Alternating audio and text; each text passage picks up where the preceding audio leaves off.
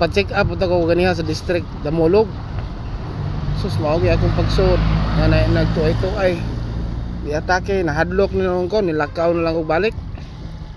So nanuhuna na ko ganiha, moadto kog private doktor. Ni sirit gi ko ganiha pagka alas 11. Niadto ko sa Mindero Balasyon. Pasti lang kadaghan sa dito di pang atake. Kuyawa man anong panahon na. So naka-decide na lang ko, di na lang ko kay nahadlok man ni noon ko. Nihapit ko dire sa liluan katong ipates ni mo imong dugo, imong sugar, linya pod. So ako nibuhat. Nipalit na lang kog tubig kad ako. 1 liter, di sige na kog inom. So kaluoy sa Ginoo murag na arang-arangan ko, ako lang mata kay murag magluha. So, paita din yung mga hospitaron kung mag-abot ang mga pasyente. So, kita na lang mo give up.